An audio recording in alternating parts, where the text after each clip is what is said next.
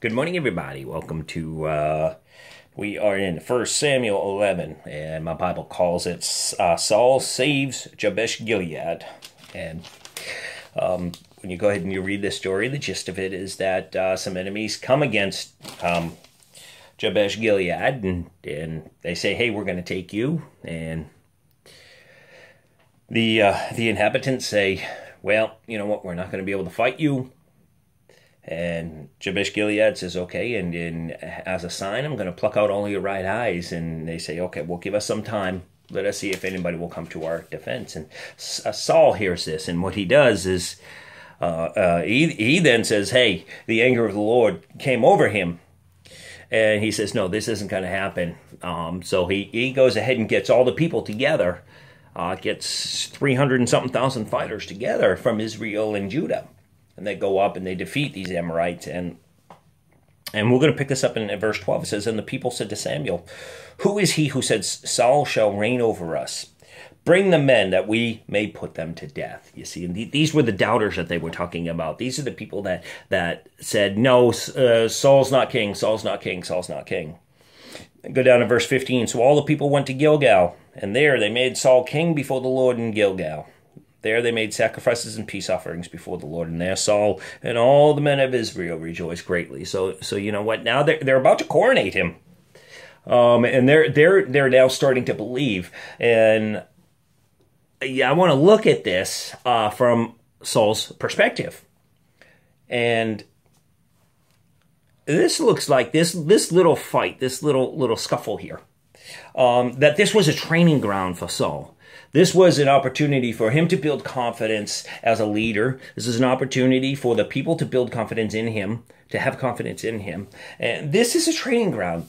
And God will do that in our lives. He will put us through different training grounds so that we can get ready for a bigger fight, or so that we can get ready for a different destiny, so that we can get ready for something else. You see, in your walk with God, you know, it's been said that you're either going into a battle, you're either in a battle or coming out of a battle, which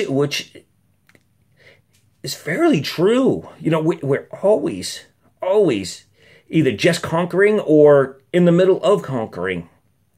So this is a little training ground, and you know, and I remember back a training ground for myself when I was younger in the faith and just coming up. I remember.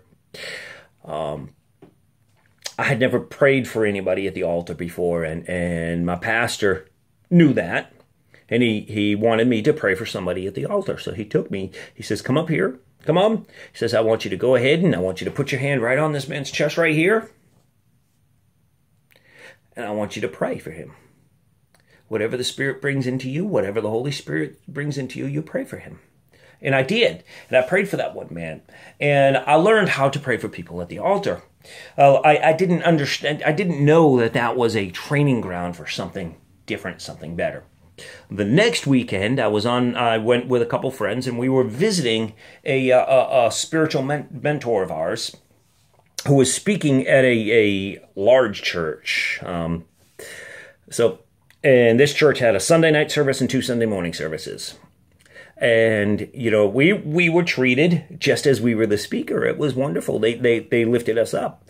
And, you know, it was just great. I mean, we were just there to glean off of the speaker ourselves, but we were sat with him and stuff like that. And, well, he gave altar calls, and he said, hey, come on up. You know, if anybody wants prayer for blah, blah, blah, you come on up here.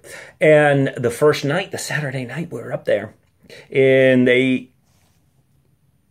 expected us. We were with him. We were to go up to the altar and pray for the people as well. Well, the first night there were 75 people came to the altar call on a Saturday night.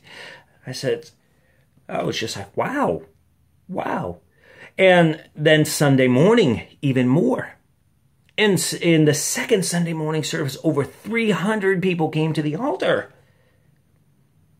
that we were to pray for. And you know, now I look back at it and I can see that one man that the Lord asked me to do. He said, you don't pay attention to all of it. You just start here. And we were praying for over 300 people at one time and individually praying for each and every one of them. Now, it wasn't just us four. I mean, they also had a team there. But that training ground that the Lord had laid, if I had said no to that, if I had said no to the training and no to the shaping and no to trying to understand, I would have been ineffective the next week. And I tell you, the Lord prophesied through me the next week, and so many, I mean, just so many great things happened. But it was that training ground. So maybe you're in a training ground right now. Let it have its perfect work. God's work is perfect. Let it have its perfect work. Let the Lord teach you. He is more wise than any of us. If you seek wisdom, ask him. But to let the Lord show you and let him shape you. Have a super day, guys. I love you all.